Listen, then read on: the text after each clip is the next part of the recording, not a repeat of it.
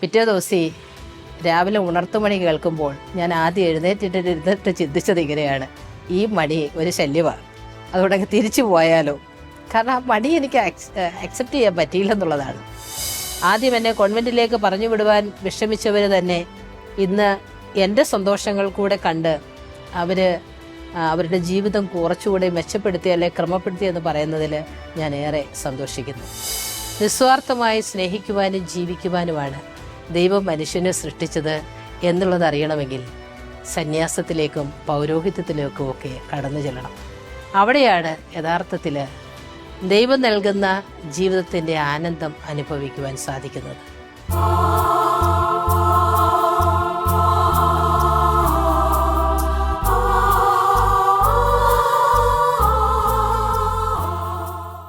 ഈശോ മിശിഹായ്ക്ക് സ്തുതിയായിരിക്കട്ടെ.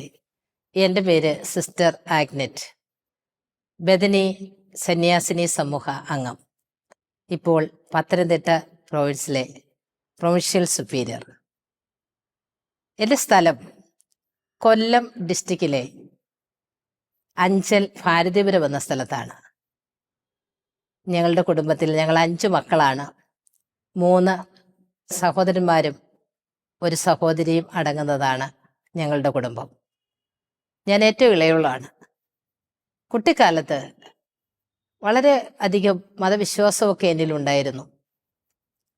പക്ഷേ കൗമാര കാലഘട്ടമായപ്പോൾ മതചിന്തകളിൽ ഞാൻ വെച്ച് പുലർത്തിയത് ഏതാണ് സത്യദൈവം, എന്താണ് ദൈവാന്വേഷണം, ഇങ്ങനെയുള്ള കാര്യങ്ങളിലൊക്കെ എൻ്റെ മനസ്സ് അന്വേഷണം നടത്തി. ഒരു വിധത്തിൽ പറഞ്ഞാൽ ഒരു കാലഘട്ടത്തിൽ ഞാനൊരു നിരീശ്വരവാദിയെ പോലെയായിരുന്നു. എൻ്റെ അമ്മ ഇടയ്ക്കിടയ്ക്ക് പറയുമായിരുന്നു ഈശോ സത്യദൈവമാണെന്ന്. അമ്മയും അത്തരത്തിൽ ബൈബിളിലുള്ളതൊക്കെ സത്യമാണെന്ന് പറഞ്ഞാലും ആ ഒരു വിശ്വാസത്തിലൊന്നുമല്ല. എൻ്റെ സഹോദരന്മാർക്കൊന്നും അധികം വിശ്വാസങ്ങളൊന്നുമില്ല. അപ്പനും അങ്ങനെ ഒരു ദൈവവിശ്വാസിയാണെന്ന് പറയാൻ സാധിക്കില്ല. വീട്ടിലായിരിക്കുമ്പോൾ കോളേജിൽ പഠിക്കുന്ന സമയത്ത് ട്യൂഷൻ എടുക്കുമായിരുന്നു കുട്ടികൾക്ക്. അങ്ങനെ ട്യൂഷൻ എടുക്കുന്ന ഒരു കുട്ടിയുടെ പുസ്തകത്തിൽ നിന്ന് എനിക്കൊരു അഡ്രസ്സ് കിട്ടി. കന്യാസ്ത്രീയാകാൻ ബഥനി മഠം, നാലാഞ്ചിറ, തിരുവനന്തപുരം. ഈ അഡ്രസ്സ് കണ്ടപ്പോൾ എൻ്റെ മനസ്സിലൂടെ കടന്നുപോയത്, ഈ പെൺകുട്ടി എന്തിനാണ് ഒരു കന്യാസ്ത്രീയാകുന്നത്? നല്ലൊരു ജീവിതം, ഈ ജീവിതം അടിച്ചു പൊളിച്ച് മുന്നോട്ട് ജീവിക്കുവാനുള്ളത് ഇവൾ എന്തിനാണ് ഒരു കന്യാസ്ത്രീയാകാനായിട്ട് പുറപ്പെടുന്നത്? ഇവളെ എങ്ങനെയെങ്കിലും ഒന്ന് തടയണമെന്നുള്ള ഉദ്ദേശത്തോടു കൂടി ഞാൻ ആ അഡ്രസ്സ് എടുത്ത് എൻ്റെ ഡയറിയുടെ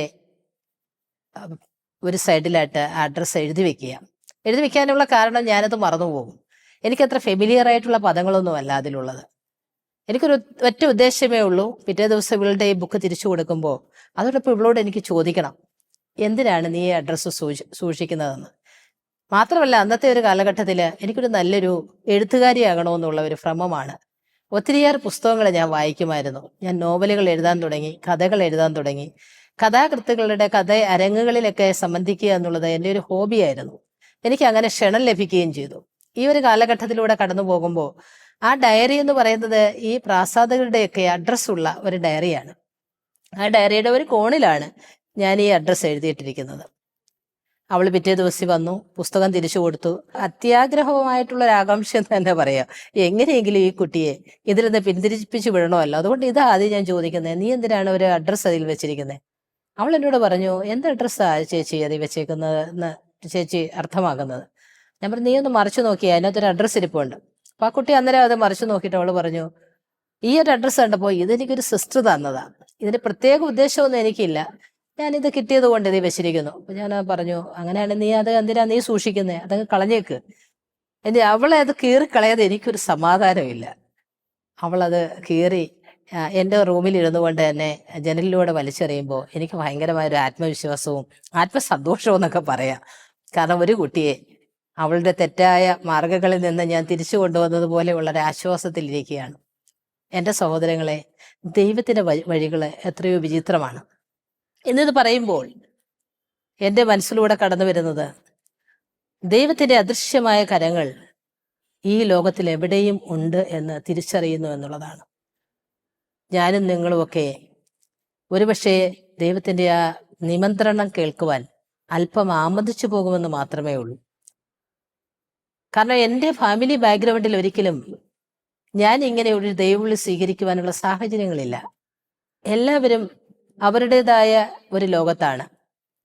സത്യത്തില് അവരുടേതായ മതവിശ്വാസങ്ങളല്ല, അതിൽ നിന്ന് വേറിട്ട് ചിന്തിക്കുന്ന ഒരു വിശ്വാസത്തിലേക്കാണ് ഞാൻ എൻ്റെതായിട്ടുള്ള പരമ്പരാഗതമായ ഒരു വിശ്വാസത്തിൽ നിന്ന് ഞാൻ തികച്ചും വ്യത്യസ്തമായ ഒരു മാർഗത്തിലേക്കാണ് ഇപ്പോൾ ചരിക്കാൻ ഉദ്ദേശിക്കുന്നത് എന്നെനിക്ക് തോന്നി.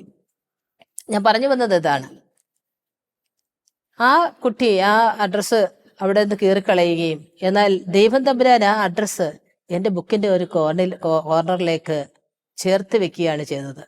ശരിക്കും അന്ന് ഞാൻ ആ അഡ്രസ്സ് മാറ്റിയ കുട്ടി ആയിരുന്നില്ല ഈശോ ലക്ഷ്യം വെച്ചത്. ഈശോയ്ക്ക് അത് തരാൻ, ആ അഡ്രസ്സ് തരാൻ വേണ്ടി ഒരു ഉപകരണം മാത്രമായിരുന്നു ആ കുഞ്ഞെന്നുള്ളത് പിന്നീട് ഞാൻ തിരിച്ചറിയുകയാണ്. വളരെ ദിവസങ്ങൾക്ക് ശേഷം ഈ അഡ്രസ്സ് ബുക്കുകളിൽ കഥകൾ എഴുതുവാനുള്ള കഥാകൃത്തുക്കളുടെ പ്രാസാദകരുടെ അഡ്രസ്സുകളിലേക്ക് കടന്നു പോകുമ്പോൾ ഞാൻ ഈ അഡ്രസ്സ് അറിയാതെ എൻ്റെ കണ്ണിലുടക്കുകയും ഹൃദയത്തിലേക്ക് ഈ അഡ്രസ്സ് കയറുകയുമാണ്. ആരോ എന്നോട് ചോദിക്കുകയാണ്, എന്തുകൊണ്ട് നിനക്കൊരു കന്യാസ്ത്രീ ആയിക്കൂടാ? ശരിക്കും ഞാൻ ഓർത്തു, എൻ്റെ അനന്തരവൻ, എൻ്റെ ചേച്ചിയുടെ മകൻ എൻ്റെ കൂടെയാണ്. അവനോട് ഞാൻ എല്ലാം ഷെയർ ചെയ്യും. അവനാണ് ഒരിക്കൽ എന്നോട് പറഞ്ഞത്, ദൈവം ഉണ്ടെങ്കിൽ കുഞ്ഞമ്മ ഇതൊന്ന് കണ്ടുപിടിക്കണം.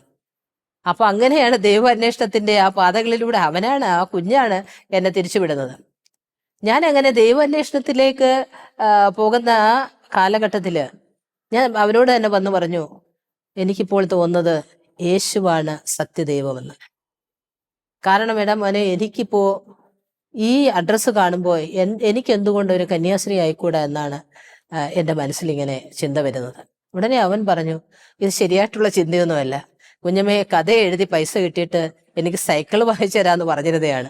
ഈ കാര്യങ്ങളെ കുറിച്ചൊക്കെ ചിന്തിക്കുന്നതാണ് നല്ലതെന്ന് പറഞ്ഞു. പക്ഷെ എനിക്ക് എങ്ങനെയൊക്കെ പറഞ്ഞിട്ടും എനിക്കിത് കോൺസെൻട്രേഷൻ കിട്ടുന്നില്ല. ദൈവത്തിൻ്റെ ആ വലിയ വഴികളിലൂടെ എനിക്ക് തിരിച്ചു ചിന്തിക്കേണ്ടി വന്നു എന്നുള്ളതാണ് യാഥാർത്ഥ്യം.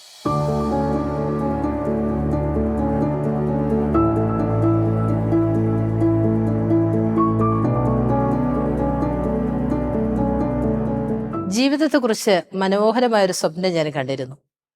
എന്നാൽ ഈ അഡ്രസ്സ് കിട്ടിയതിന് ശേഷം എൻ്റെ സ്വപ്നങ്ങൾക്കെല്ലാം മാറ്റം വന്നു. ശരിക്കും എൻ്റെ കുട്ടിക്കാലം മുതലുള്ള ഒരു ആഗ്രഹം മറ്റുള്ളവർക്ക് വേണ്ടി ജീവിക്കുക എന്നുള്ളതാണ്. മറ്റുള്ളവർക്ക് നന്മ ചെയ്യുക. അതെൻ്റെ അമ്മ പഠിപ്പിച്ച പാഠമാകാം. അവിടെ നിന്നുകൊണ്ട് ഞാൻ ആലോചിക്കുകയാണ്, ഒരു കന്യാസ്ത്രീ ആയാൽ തീർച്ചയായും എൻ്റെ ജീവിത അഭിലാഷമായിട്ടുള്ള മറ്റുള്ളവർക്ക് വേണ്ടി ജീവിക്കുവാനുള്ള ഒരു വലിയ വഴി തുറന്നു കിട്ടുമെന്ന്. ഞാൻ അങ്ങനെ ആ അഡ്രസ്സിലേക്ക് ലെറ്റർ എഴുതി. മറുപടി പ്രതീക്ഷിച്ചുകൊണ്ട് എഴുതിയെന്ന് പറയാൻ പറ്റില്ല. പക്ഷെ ഞാൻ മറുപടിക്കായിട്ട് കാത്തിരുന്നു. ഓരോ ദിവസവും കോളേജിൽ നിന്ന് മടങ്ങി വരുമ്പോൾ പോസ്റ്റ്മാൻ ഒരു ലെറ്റർ കൊണ്ടുവന്ന് എനിക്കായിട്ട് വെച്ചിട്ടുണ്ടാകുമെന്നാണ് ഞാൻ കരുതിയത്. പക്ഷെ എനിക്ക് 6 മാസത്തോളം എൻ്റെ കാത്തിരിപ്പ് നീണ്ടു. ഒടുവിൽ ഞാൻ ആ ചിന്ത തന്നെ ഉപേക്ഷിച്ചു. ഇങ്ങനെയൊരു മഠമോ അങ്ങനെ ഒരു കോൺഗ്രിഗേഷനോ ഒന്നും ഉണ്ടാകുകയില്ലെന്ന് തന്നെ ഞാൻ ഉറച്ചു. വീണ്ടും എൻ്റെ ദിനചര്യകളിലൂടെ ഞാൻ കടന്നുപോയിക്കൊണ്ടിരിക്കുക. അങ്ങനെ കടന്നു പോകുമ്പോഴാണ് ശരിക്കും എൻ്റെ ജീവിതത്തെ മാറ്റിമറിക്കുന്ന രീതിയിൽ ഒരു അനുഭവം ഉണ്ടാകുന്നത്. അത് മറ്റൊന്നുമല്ല, ഞാൻ PSC പരീക്ഷ എഴുതുവാനായിട്ട് എൻ്റെ സഹോദരൻ എന്നോട് ആവശ്യപ്പെടുന്നു. PSC പരീക്ഷ എഴുതുവാനുള്ള ടെസ്റ്റ്, അദ്ദേഹത്തിൻ്റെ ടെസ്റ്റുകൾ എനിക്ക് റെഫർ ചെയ്യാനായിട്ട് തരുന്നു. റെഫർ ചെയ്യാൻ എടുത്ത ടെസ്റ്റിനകത്ത് ഒരു ലെറ്റർ ഇരിക്കുകയാണ്. മനോഹരമായ ഹാൻഡ് റൈറ്റിങ്ങിൽ എഴുതിയ ഒരു ലെറ്റർ. അതെഴുതിയിരുന്നത് ഒരു കന്യാസ്ത്രീയാണ്. എനിക്കുള്ള മറുപടി കത്താണ്. പക്ഷെ അത് കിട്ടിയത് എൻ്റെ സഹോദരൻ്റെ കൈകളിലാണ്. ആ ലെറ്റർ എടുത്ത് ഞാൻ വായിക്കാൻ തുടങ്ങി. അറിയാതെ എൻ്റെ കണ്ണുകൾ നിറഞ്ഞൊഴുകി. കാരണം എന്നെ അറിയാവുന്ന ആരോ എഴുതിയിരിക്കുന്ന ഒരു ലെറ്റർ ആയിരുന്നു അത്. ഞാൻ ഒരിക്കലും കാണാത്ത ഒരു സിസ്റ്റർ എൻ്റെ എല്ലാ കാര്യങ്ങളും പറഞ്ഞ് എന്നെ വാം വെൽക്കം ചെയ്തുകൊണ്ട് എഴുതിയിരിക്കുന്ന ലെറ്റർ. സിസ്റ്റർ ഹാദൂസ എന്ന സിസ്റ്ററാണ് ആ ലെറ്റർ എഴുതിയത്. ഇന്ന് ആ സിസ്റ്റർ ഞങ്ങളുടെ കോൺഗ്രിഗേഷനിലില്ല. സ്വർഗത്തിലിരുന്ന് ഞങ്ങളുടെ കോൺഗ്രിഗേഷന് വേണ്ടി പ്രാർത്ഥിക്കുന്ന ഒരു മധ്യസ്ഥയാണ്. ഞാൻ കോൺവെന്റിൽ ചെന്നപ്പോൾ സിസ്റ്ററിനെ കണ്ടു. ആ പുഞ്ചിരിക്കുന്ന മുഖം കണ്ടു. എത്ര സന്തോഷവതിയായിട്ടാണ് സിസ്റ്ററിനെ എനിക്ക് കാണാൻ സാധിച്ചത്. ശരിക്കും അതൊക്കെ എന്നെ അത്ഭുതപ്പെടുത്തി. ഞാൻ ആ ലെറ്റർ മടക്കി ഇരുന്ന സ്ഥലത്ത് തന്നെ വെച്ചു. അതിന് കാരണം ഈ ലെറ്റർ എൻ്റെ കൈവശമായി എന്നറിഞ്ഞാൽ ഞാൻ ആ ലെറ്റർ തിരിച്ച് എൻ്റെ കയ്യിൽ കിട്ടി എന്ന് എൻ്റെ സഹോദരനെ അറിഞ്ഞാൽ തീർച്ചയായിട്ടും അതിൻ്റെ കോൺസിക്വൻസ് എന്തെന്ന് എനിക്കറിയാം. വീട്ടിൽ വലിയ ബഹളമുണ്ടായെന്നിരിക്കും. എൻ്റെ ദൈവവിളി ഞാൻ ഇറങ്ങിത്തിരിക്കുന്നതിനൊക്കെ തടസ്സം നിന്നിരിക്കും. എൻ്റെ സഹോദരൻ്റെ യഥാർത്ഥത്തിലുള്ള സ്വഭാവം എനിക്ക് നന്നായിട്ടറിയാം. ശരിക്കും അദ്ദേഹം ആ ലെറ്റർ അങ്ങനെ സൂക്ഷിച്ചു വെക്കുന്ന ആളൊന്നുമല്ല, മുൻകോപിയാണ്. പെട്ടെന്ന് തന്നെ അത് വലിച്ചീറി കളയാവുന്നതാണ്. എങ്ങനെ ഇത് ഇത്ര കരുതലോടെ ആ ഒരു ബുക്കിൽ വെക്കാൻ ഇടയായി എന്നുള്ളതിന് അത് തന്നെ എന്നെ അത്ഭുതപ്പെടുത്തി. ഞാൻ ആ ലെറ്റർ എടുത്ത് തിരിച്ച് മടക്കി വെക്കുമ്പോൾ ഒരു തീരുമാനമെടുത്തു, ഇനി പിന്നോട്ടില്ല. ഇത് ദൈവത്തിൻ്റെ വിളിയാണ്, ഇത് ദൈവത്തിൻ്റെ ക്ഷണമാണ്. ശരിക്കും എൻ്റെ ജീവിതം ഒരു സമർപ്പിത ജീവിതമാണെന്ന് അന്ന് ഞാനൊരു തീരുമാനമെടുക്കുകയാണ്.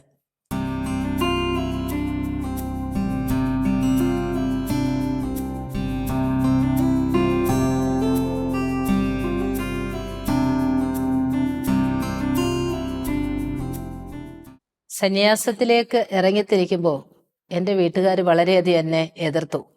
പ്രത്യേകിച്ച് എൻ്റെ സഹോദരൻ, അമ്മ, എല്ലാ സഹോദരങ്ങളും ഒറ്റക്കെട്ടായിട്ട് അവർ പറഞ്ഞു, നീ എങ്ങോട്ടായി പോകുന്നത്?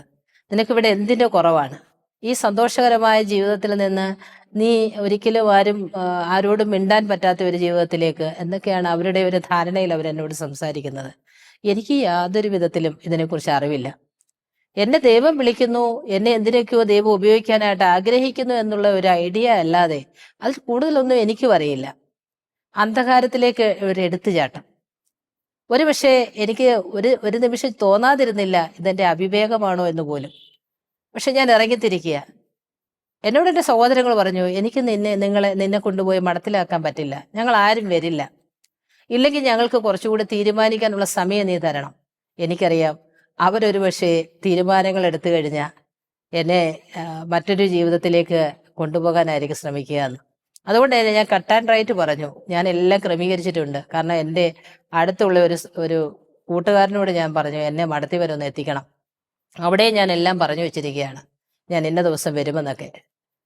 അതുകൊണ്ട് തന്നെ ഞാൻ പിന്നീട് പിന്നെ ഒന്നും ചിന്തിച്ചില്ല. പിറ്റേ ദിവസം മഠത്തിലേക്ക് പോകുകയാണ്. മഠത്തിൽ ചെന്നതിന് ശേഷം എനിക്ക് ആദ്യം ഉണ്ടായ ഒരു അനുഭവം ഞാൻ നിങ്ങളുമായിട്ടൊന്ന് പങ്കുവെക്കുക. എന്ത് സ്നേഹോഷ്മളമായ ഒരു സ്വീകരണമാണെന്നറിയാമോ അവിടെ എനിക്ക് സിസ്റ്റർമാർ നൽകിയത്. സിസ്റ്റർമാരെന്ന് മാത്രമല്ല, എന്നെ പോലെ സിസ്റ്റർ ആകാൻ ആഗ്രഹിച്ചെത്തിയിരിക്കുന്ന 10-15 പെൺകുട്ടികളുടെ നടുവിലേക്കാണ് ഞാൻ എത്തപ്പെടുന്നത്. എത്തുമ്പോൾ എനിക്ക് അവിടത്തെ കുറിച്ച് യാതൊരു വിധ വിവരവുമില്ല. എനിക്ക് ആരും അത് പറഞ്ഞ് ബോധ്യപ്പെടുത്തിയിട്ടില്ല. എനിക്ക് നേരത്തെ ഇങ്ങനെയുള്ള അനുഭവങ്ങൾ പങ്കുവയ്ക്കുവാനുള്ള ആൾക്കാരുമില്ല. അങ്ങനെയാണ് എൻ്റെ ഒരു ഫാമിലി ബാക്ക്ഗ്രൗണ്ട്. പിറ്റേ ദിവസം രാവിലെ ഉണർത്തുമണി കേൾക്കുമ്പോൾ ഞാൻ ആദ്യം ഇരുന്നിട്ട് ചിന്തിച്ചത് ഇങ്ങനെയാണ്, ഈ മണി ഒരു ശല്യമാണ്, അതുകൊണ്ട് തിരിച്ചു പോയാലോ? കാരണം ആ മണി എനിക്ക് അക്സെപ്റ്റ് ചെയ്യാൻ പറ്റിയില്ലെന്നുള്ളതാണ്. പക്ഷെ എനിക്ക് പറയാനുള്ളത്, ഞാൻ അവിടെ നിന്ന് അനുഭവിക്കുന്നത് ദൈവത്തിൻ്റെ അനന്ത നന്മയും സ്നേഹവും കാരുണ്യവുമാണ്. ഞാൻ ആ മഠത്തിൽ എത്തിയതിനു ശേഷമാണ് അവരെന്നെ വിശുദ്ധ കുർബാനയ്ക്കായിട്ട് ഒരുക്കുന്നത്. വിശുദ്ധ കുർബാന സ്വീകരണം, ശരിക്കും എന്നെ വിശുദ്ധ കുർബാന എന്താണെന്നും ഒക്കെ അവർ പഠിപ്പിക്കുകയാണ്. ലാറ്റിൻ മാസാണ് ഞാൻ ആദ്യം പങ്കെടുക്കുന്നത്. അപ്പോൾ തിരുവോസ്തി ഇങ്ങനെ അച്ഛൻ നമുക്ക് അഭിമുഖമായിട്ടാണല്ലോ ഉയർത്തിപ്പിടിക്കുക.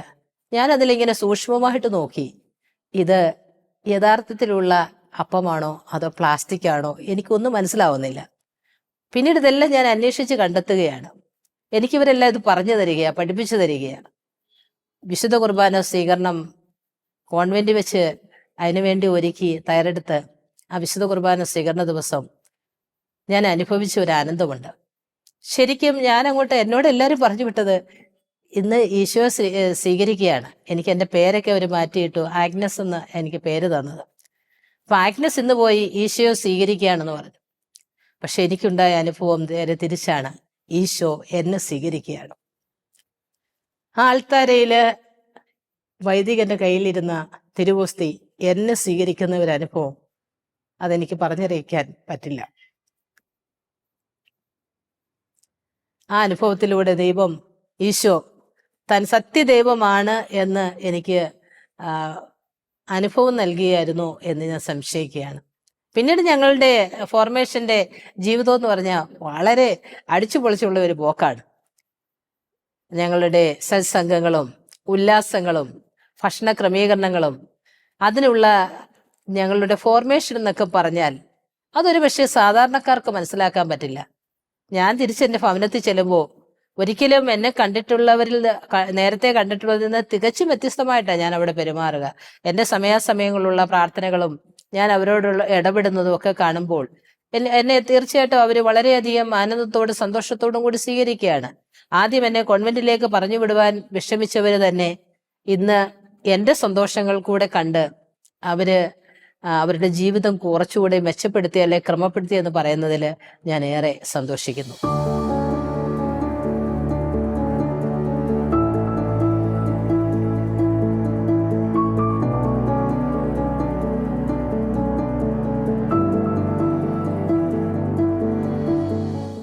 സന്യാസ ജീവിതത്തിൽ 25 വർഷവും പിന്നിട്ട് ജീവിക്കുമ്പോൾ വളരെ സന്തോഷത്തോടു കൂടിയാണ് ഞാൻ എൻ്റെ ഫോർമേഷൻ കാലഘട്ടത്തെക്കുറിച്ച് ചിന്തിക്കുന്നത്. വളരെ മനോഹരമായ കാലഘട്ടമാണത്. ഞങ്ങളന്ന് 22 പേരാണ് സന്യാസ ഭവനത്തിൽ അർത്ഥിനികളായിട്ടുണ്ടായിരുന്നത്. ചിരിച്ചും കളിച്ചും തമ്പുരാനോട് ഒട്ടിച്ചേർന്നിരുന്ന് പ്രാർത്ഥിച്ചും കഴിയുന്നിടത്തോളം നന്മകൾ ചെയ്തും മറ്റുള്ളവർക്ക് വേണ്ടി പ്രാർത്ഥിച്ചുമൊക്കെ പോകാൻ ഈ ജീവിതം വ്യയം ചെയ്യുക എന്ന് പറയുന്നത് ഒരു പ്രത്യേക അനുഭവമാണ്. ശരിക്കും ഇന്നത്തെ സമൂഹത്തിൻ്റെ ഏറ്റവും വലിയ വിഷയം എന്താണ്? അവനവനു വേണ്ടി ജീവിക്കുന്നു, സ്വാർത്ഥതയിലേക്ക് പോകുന്നു. നിസ്വാർത്ഥമായി സ്നേഹിക്കുവാനും ജീവിക്കുവാനുമാണ് ദൈവം മനുഷ്യനെ സൃഷ്ടിച്ചത് എന്നുള്ളത് അറിയണമെങ്കിൽ സന്യാസത്തിലേക്കും പൗരോഹിത്യത്തിലേക്കും ഒക്കെ കടന്നു ചെല്ലണം. അവിടെയാണ് യഥാർത്ഥത്തിൽ ദൈവം നൽകുന്ന ജീവിതത്തിൻ്റെ ആനന്ദം അനുഭവിക്കുവാൻ സാധിക്കുന്നത്. പ്രേക്ഷിത വൃത്തിയിൽ ഏർപ്പെട്ടിരിക്കുന്ന ആത്മായ സഹോദരങ്ങളൊക്കെ ഉണ്ട്. എങ്കിലും ദൈവത്തിന് വേണ്ടി മുഴുവൻ കൊടുക്കുക എന്ന് പറയുന്നത് അത് പ്രത്യേകമായ ഒരു ആത്മസമർപ്പണമാണ്. ആ സന്തോഷം ഈ വർഷങ്ങളിലൂടെ കടന്നു വന്ന വർഷങ്ങളിലൂടെ അനുഭവിക്കുവാൻ സാധിച്ചു എന്നുള്ളത് എടുത്തു പറയേണ്ട വസ്തുതയാണ്. എടുത്തു പറയത്തക്ക ക്രൈസ്തവ പാരമ്പര്യങ്ങളൊന്നും എനിക്ക് പിന്നിലില്ല. അങ്ങനെ ഒരു പാരമ്പര്യത്തിൽ നിന്നുമല്ല ഞാൻ വരുന്നത്. ഗലീലിയിലൂടെ നടന്നുപോയ ആ നസ്രായൻ തനിക്കിഷ്ടമുള്ളവരെയൊക്കെ വിളിച്ചു ചേർക്കുകയാണ് ശിഷ്യരാകാൻ. അതുപോലൊരു കോളിംഗ് ദൈവത്തിന് എന്നോട് ഇഷ്ടം തോന്നി എന്നെ വിളിച്ചു. കർത്താവിനോടൊപ്പം ചേർന്ന് ദൈവിക ശുശ്രൂഷ ചെയ്യുവാൻ ഈ കാലഘട്ടം അത്രയും ആ ഹൃദയത്തുടുപ്പുകളോട് ചേർന്നിരിക്കുമ്പോഴുണ്ടാകുന്ന ആനന്ദം പലപ്പോഴും എനിക്ക് മനസ്സിലാകാത്ത ചില കാര്യങ്ങളുണ്ട്. സന്യാസ ജീവിതം എന്ന് പറയുന്നത് എന്തോ വലിയ കാരാഗ്രഹവാസമാണെന്നും മറ്റുമൊക്കെ പറഞ്ഞു കേൾക്കുമ്പോൾ അതിൽ നിന്ന് എത്രയോ വിഭിന്നമാണ് യഥാർത്ഥത്തിലുള്ള സന്യാസ പൗരോഹിത്യ ജീവിതം എന്നുള്ളത് തിരിച്ചറിയുകയാണ്. ഞങ്ങളൊക്കെ ഈ ജീവിതം ജീവിച്ചുകൊണ്ടാണ് പറയുന്നത്. ഈ ജീവിതം ജീവിക്കാതെ പുറത്തുനിന്ന് പറയുന്നവർ ഒരുപക്ഷെ അതിൻ്റെ യാഥാർത്ഥ്യം എന്നത് മനസ്സിലാക്കാതെയായിരിക്കും സംസാരിക്കുക.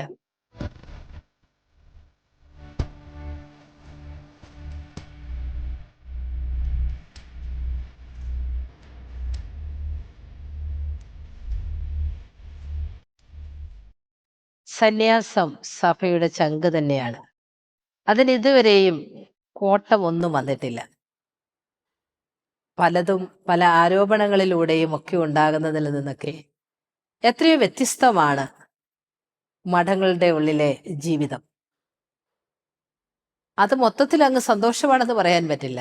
അതൊരു ആനന്ദമാണ്, ആത്മീയമായ ഒരു നിറവാണ്.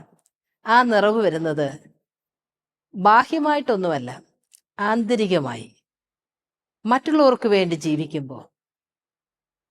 പ്രത്യേകിച്ച് ബദനി കോൺഗ്രിഗേഷനെ കുറിച്ച് പറയുകയാണെങ്കിൽ ഞങ്ങളുടെ സമൂഹ സ്ഥാപകനായ മാറിവാരിയസ് പിതാവ്, ധന്യൻ മാറിവാരിയസ് പിതാവ് സ്ത്രീജനങ്ങളുടെ ഉദ്ധാരണത്തിന് വേണ്ടിയാണ് ഗൃഹാതുരത്വത്തിലേക്ക് കടന്നു ചെന്ന് അവരെ നവീകരിക്കുവാനും ശക്തിപ്പെടുത്തുവാനുമായിട്ടാണ് ഈ സന്യാസിനി സമൂഹം സ്ഥാപിച്ചത്. അന്ന് സ്ഥാപിച്ച സ്കൂളുകളിലൂടെ എത്രയെത്ര പെൺകുട്ടികളാണെന്നോ വിദ്യ അഭ്യസിച്ച് സമൂഹത്തിൻ്റെ നാനാ തുറകളിൽ ഉന്നതികളിലേക്ക് എത്തപ്പെട്ടിരിക്കുന്നത്. ഈ ബദനി സഹോദരിമാർക്ക് ഒത്തിരിയേറെ അഭിമാനിക്കാനുണ്ട്. ഞങ്ങൾ ചെല്ലുന്നിടത്തൊക്കെ ഞങ്ങളുടെ മക്കൾ ഞങ്ങളെ കാണാനും സംസാരിക്കാനും ആ സന്തോഷം പങ്കുവയ്ക്കുവാനും ഒക്കെ കടന്നു വരുമ്പോൾ ഹൃദയം നിറയുകയാണ്. അതുപോലെ തന്നെ ആരോരും നോക്കാനില്ലാത്ത അശരണരായ മാതാപിതാക്കളെ ഞങ്ങളുടെ ഭവനങ്ങളിൽ അധിവസിപ്പിക്കുകയാണ്. മെന്റലി ചലഞ്ചഡ് കുഞ്ഞുങ്ങൾ അവരെ മാറോട് ചേർത്ത് വെച്ച് അവർക്ക് അന്നമായി സ്നേഹമായി അഴിഞ്ഞില്ലാതാകുമ്പോൾ ജീവിതത്തിൻ്റെ മാധുര്യം ഞങ്ങൾ ഓരോരുത്തരും അനുഭവിക്കുകയാണ്.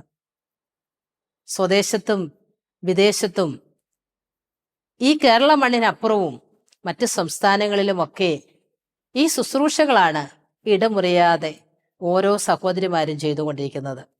ബദനി സഹോദരിമാർ മാത്രമല്ല, ഈ ശുശ്രൂഷകൾ ഏർപ്പെട്ടിരിക്കുന്ന എല്ലാ സിസ്റ്റേഴ്സും എല്ലാ കോൺഗ്രിഗേഷനുകളിലെയും സിസ്റ്റേഴ്സും ഫാദേഴ്സും ഒക്കെ ഈ ശുശ്രൂഷകളാണ് ചെയ്യുന്നത്. സ്വയം അഴിഞ്ഞില്ലാതാകുക. ഗോതമ്പ് മണി നിലത്ത് വീണ് അഴിയുന്നില്ലെങ്കിൽ അത് അതേപടി ഇരിക്കുകയുള്ളൂ എന്നാണല്ലോ തിരുവചനം. നമ്മൾ അഴിഞ്ഞില്ലാതാകുമ്പോൾ ഈ മണ്ണിന് വളക്കൂറായി മാറുമ്പോൾ ശരിക്കും ഇവിടെ ഒരു സംസ്കാരം ഉയർന്നു പൊങ്ങുകയാണ്. അത് ക്രൈസ്തവ സംസ്കാരമാണ്, മാനവ സ്നേഹത്തിന്റെ പാഠമാണ്. ഇവിടെ ഒരു മദർ തെരേസയും ചാവറയച്ചനുമൊക്കെ, വിശുദ്ധ ചാവറയച്ചനുമൊക്കെ നമ്മുടെ മുന്നിൽ വരച്ചിട്ടിരിക്കുന്നത് സ്നേഹത്തിൻ്റെ വലിയ പാഠങ്ങളാണ്. പറഞ്ഞു തീർക്കാനാകാത്ത ഒത്തിരിയേറെ നന്മകളുള്ള ഒരു സമൂഹമാണ് ക്രൈസ്തവ സമൂഹം.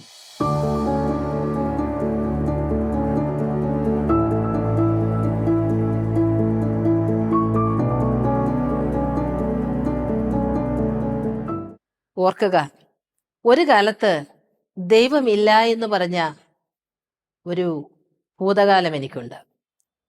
ദൈവമില്ല എന്ന് പറഞ്ഞത് മാത്രമല്ല, ഒരു കന്യാസ്ത്രീ ആകാനായിട്ട് പോകുന്ന ഒരു കുഞ്ഞിനെ തടസ്സപ്പെടുത്തിയ വ്യക്തി കൂടിയാണ് ഞാൻ.